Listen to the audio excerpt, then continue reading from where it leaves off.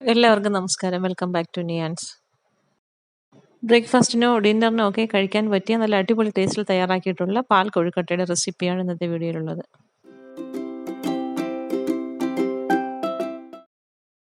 ഇത് തയ്യാറാക്കുന്നതിന് വേണ്ടി 2 കപ്പ് വെള്ളം ഒരു പാത്രത്തിലേക്ക് ഒഴിച്ചു കൊടുക്കാം. അതിലേക്ക് ആവശ്യത്തിനുള്ള ഉപ്പ് ചേർത്ത് കൊടുക്കാം. വെള്ളം നന്നായി തിളച്ച് വരുമ്പോൾ അതിലേക്ക് 1 കപ്പ് അരിപ്പൊടി ഇട്ട് കൊടുത്ത് നല്ലതുപോലെ ഒന്ന് മിക്സ് ചെയ്ത് കൊടുക്കാം. അരിപ്പൊടി നന്നായി വെള്ളത്തിലിട്ടൊന്ന് കുഴച്ചെടുത്തതിന് ശേഷം നമുക്ക് വേറൊരു പാത്രത്തിലേക്ക് മാറ്റി കൊടുക്കാം. ഈ മിക്സ് ചെയ്തെടുത്ത അരിപ്പൊടി കൈകൊണ്ട് നല്ല രീതിയിലൊന്ന് കുഴച്ചെടുക്കാം. പുരട്ടിയൊക്കെ തയ്യാറാക്കാൻ എടുക്കുന്ന ആ ഒരു രീതിയിൽ നമുക്കിതിനെ നല്ല രീതിയിലൊന്ന് കുഴച്ചെടുക്കാം. എന്നിട്ട് അതിൽ നിന്ന് ഒരു കുഞ്ഞു കുഞ്ഞു ബോളാക്കി മാറ്റിയെടുക്കാം.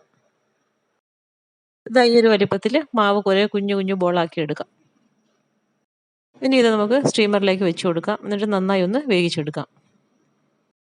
തിളച്ച വെള്ളത്തിലിട്ട് കുഴച്ചെടുത്തത് കൊണ്ട് തന്നെ ഒരുപാട് സമയമൊന്നും വേണ്ട. ഇത് വെന്ത് കിട്ടാൻ വളരെ കുറച്ച് സമയം മതിയാകും.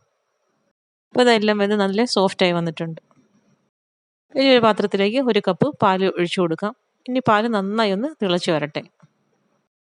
ഈ 1 കപ്പ് പാല് തിളച്ച് 1/2 കപ്പ് പാലാകുന്നത് വരെ അടുപ്പിലിട്ട് നല്ലതുപോലെ ഇളക്കി കൊടുക്കാം.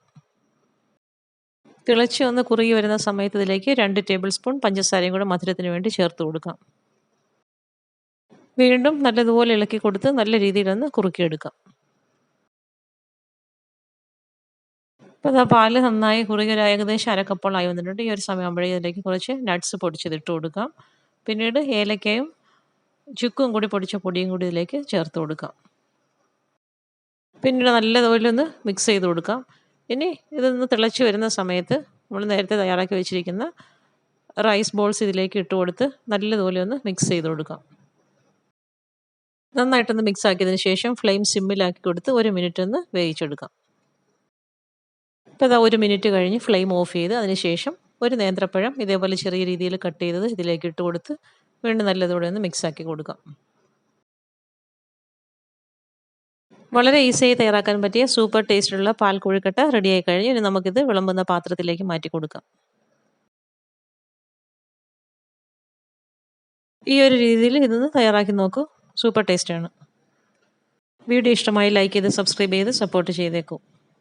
വീണ്ടും അടുത്ത വീഡിയോയിൽ കാണുന്നത് വരെ bye from Niyans. Thanks for watching.